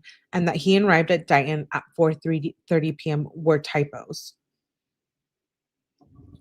Thus, Proctor, 𝗵𝗃, and 𝗀𝗃, acting under color of law, violated Miss Reed's Fourth Amendment rights against unreasonable seizures and searches. As a proximate result of the misconduct, Miss Reed was wrongfully prosecuted for Mr. O'Keefe's death and was made to defend herself in 2 trials in the Superior Court for Norfolk County, resulting in the loss of employment, reputational damages, and millions of dollars of legal expenses, as well as serious emotional and physical distress and injury. In addition to an award of damages for these harms, Ms. Reed is entitled to her attorney fees, costs, interest, and punitive damages. Count 2, supervisor liability. The preceding paragraphs are incorporated herein. A supervisor is liable under 1983 when the supervisor supervises, trains, or hires a subordinate with deliberate indifference towards the possibility that the subordinate's deficient performance will result in deprivation of the individual's constitutional rights. 𝗵𝗃 and 𝗀𝗃 knew or should have known that there's a grave risk that Proctor would fail to investigate the Alberts with whom he had a close personal relationship, which he had disclosed. They also knew or should have known that there was a grave risk Proctor would wrongly seek to have Miss Reed charged, given the manifest bias evidence in his text messages, which were sent to 𝗵𝗃, among others. 𝗵𝗃 and 𝗀𝗃 have taken easily available steps to avoid a constitutionally deficient malicious prosecution of Miss Reed. Those measures include, but are not limited to, replacing Proctor with an unbiased investigator that had no personal relationship with anyone involved in Mr. O'Keefe's death. 2, safeguarding the crime scene and the physical evidence, including Mr. O'Keefe's clothing and 47 pieces of taillight material, to prevent anyone from planting, manufacturing, or manipulating evidence. And 3, initiating timely searches at the Alberts' house. And 4, quickly seizing the cell phones and other forms of electronic evidence in the possession of the Alberts, McCabe's, and Higgins, which would have prevented their later manipulation and destruction. Carrie, he tried to get his job back, but he was screwed because of a bunch of cases. Yeah, exactly. Please make sure you guys hit that like button. I would really, really greatly appreciate that. Thank you. We are almost through this document. Shout out to you guys for hanging out and listening. This is really good document. By not taking any of those measures, 𝗵𝗃 and 𝗀𝗃 permitted Proctor and 𝗀𝗃 permitted Proctor and 𝗀𝗃 permitted 𝗵𝗃 to violate Miss Reed's Fourth Amendment rights against unreasonable seizures, searches, and thus themselves violated Miss Reed's Fourth Amendment rights. In these ways and other, 𝗵𝗃's conduct constituted condonation of or acquiescence to Proctor's behavior or gross negligence amounting to deliberate indifference. In these ways and others, 𝗀𝗃's conduct constitute condonation of or acquiescence to 𝗵𝗃 and Proctor's behavior or gross negligence amounting to deliberate indifference. As a proximate result of their breaches, Miss Reed was wrongfully prosecuted for Mr. O'Keefe's death, resulting in the loss of unemployment. Okay, we know that. Count 3, conspiracy to deprive Miss Reed of her Fourth Amendment rights. Proctor, 𝗵𝗃, 𝗀𝗃, and the Alberts and Higgins shared a common design and acted in concert to frame Miss Reed for Mr. O'Keefe's death. As part of their concerted efforts and among their many other misrepresentations, the Alberts, McCabe's, and Higgins agreed with each other to tell investigators that Mr. O'Keefe never entered the house. They did not see Mr. O'Keefe in the house that night, and that Miss Reed had made inculpatory statements on the morning of January 29th. When they made these statements, the House defendants did so only because they were aware that Proctor, 𝗵𝗃𝗃, and Tolley would also act similarly by solely investigating Miss Reed. Like, was it worth it? Like, was it worth it to set her up and do all of this? And now they're dealing with all the karma and the bad stuff, like, that they so wholeheartedly deserve. But I mean, was it worth it?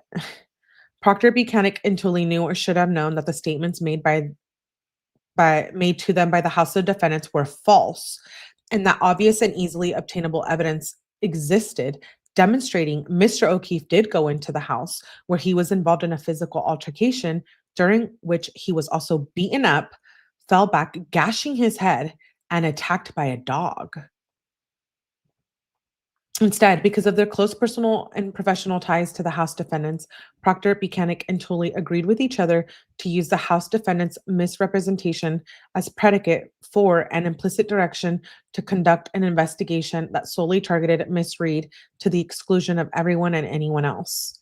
In furtherance of this plans, among other unlawful conduct, Proctor, 𝗵𝗃𝗃, and Tolley agreed to continue to handle the investigation, even though they had personal relationship with suspects in the murder, which led to unlawful and favorable treatments of potential suspects, to continue to handle the investigation, even though they had biases against investigating the House defendants because of the House defendants' ties to law enforcement, and to continue to handle the investigation, even though they had exhibited an extreme and personal negative bias towards Karen Reed, to violate rules, policies, and procedures in all aspects of the investigation, to plant, manufacture, and manipulate evidence, falsify documents, and commit perjury, to not secure evidence and the crime scene, to not investigate and obtain available evidence or timely and appropriately interview suspects, and to not investigate the Alberts, McCabe's, or Higgins.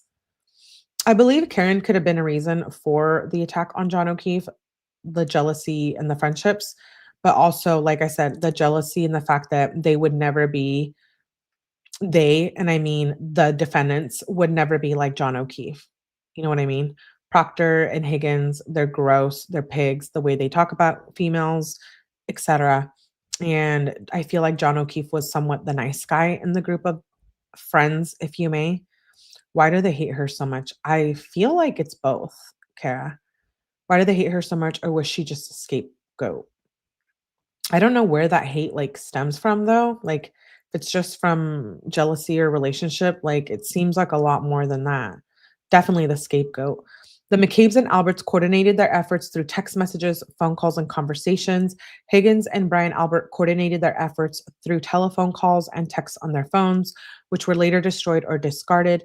Finally, Proctor, 𝗵𝗃𝗃, and Tolley coordinated with the Alberts and McCabe's through Proctor's sister, Courtney, who communicated frequently with Julie Albert. Acting pursuant to the plan, Proctor and 𝗵𝗃𝗃 interviewed the McCabe's and Brian Albert in a cursory manner, and all at the same location midday on January 29th, and Nicole Albert on February 3rd. Proctor and 𝗵𝗃𝗃 only interviewed Higgins once at his attorney's home and did not secure or search his phone or search for communications between him, the Alberts, and the McCabe's. Proctor and 𝗵𝗃𝗃 did not search the Alberts' phones or home where there was likely evidence of Mr. O'Keefe's murder.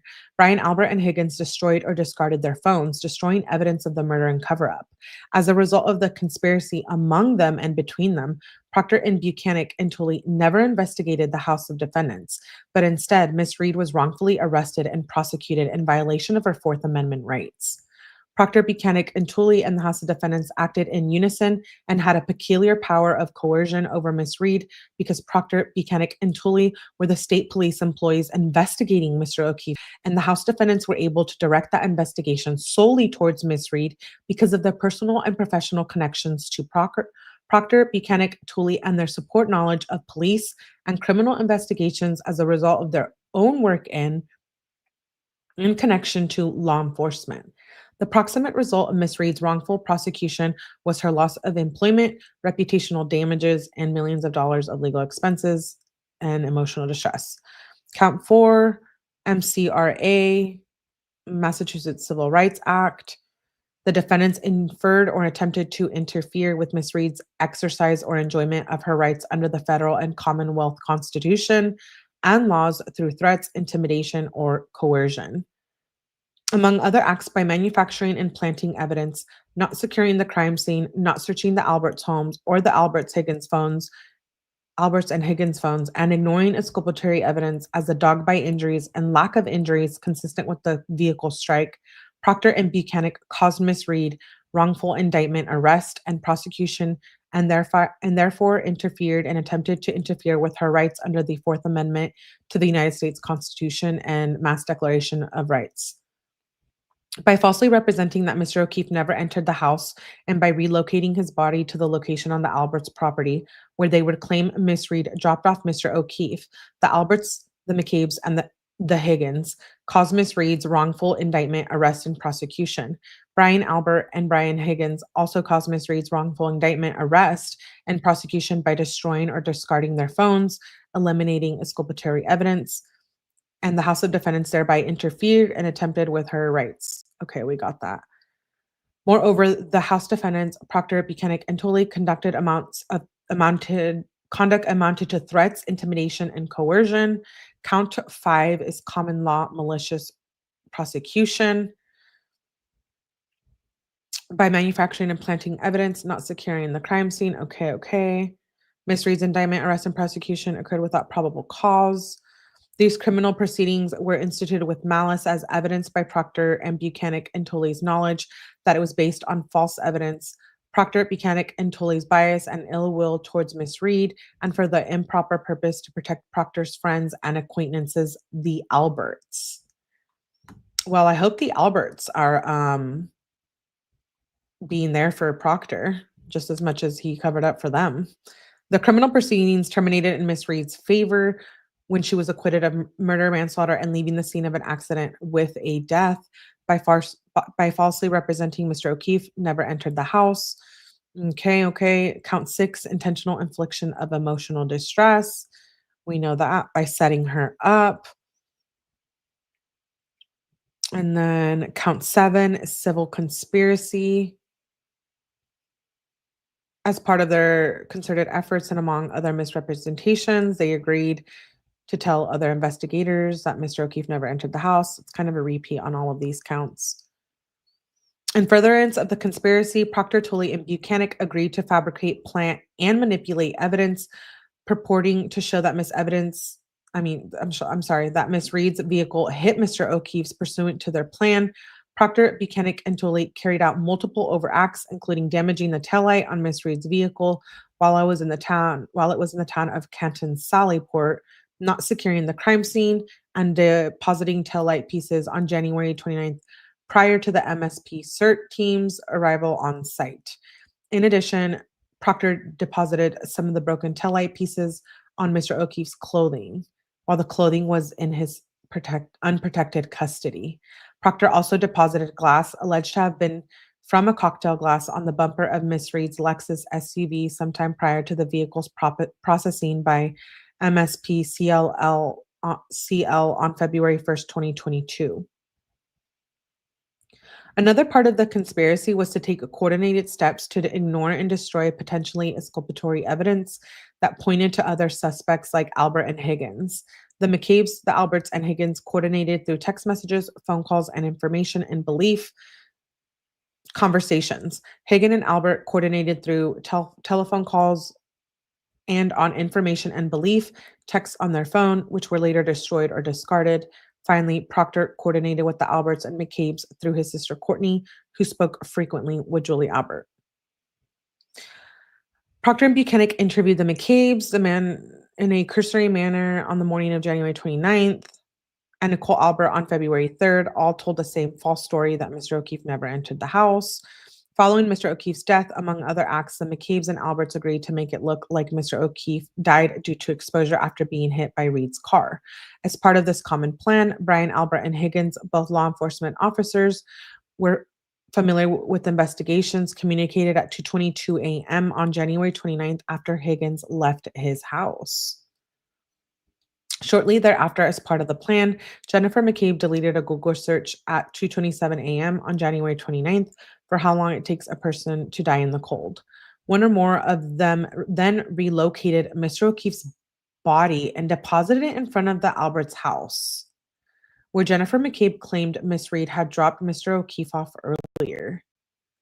Who moved the body? I'm curious. And does that qualify for like not concealment of a body? Well, I guess kind of like moving the body. I'm curious. It's shady. The McCabe's and Alberts then coordinated what they would say to police, all of them falsely telling investigators that Mr. O'Keefe never entered the house. Proctor, Buchanan, and Tully's and the House defendants' conduct described herein were unlawful and tortuous. Among other things, they constitute intentional infliction of emotional distress, negligence, common law, malicious prosecution, and violation of Miss Reed's right pursuant to the United States Constitution. As a proximate result of defendant's action, Miss Reed was wrongfully prosecuted for Mr. O'Keefe's death, resulting in the loss of employment, reputational damages, and millions of dollars of legal expenses, as well as serious emotional and physical distress and injury. Okay, so granting her relief, filed by Karen Reed and her attorneys. Alan Jackson. And that's the end. Wow. That was crazy. Manipulated the body can be a charge on its own, especially if it's done to hide it or conceal what happened to the body. Yeah, I'm curious where this is going to go. I really am. Well, very interesting and very well written, and everything you need to know about the case is literally in this document.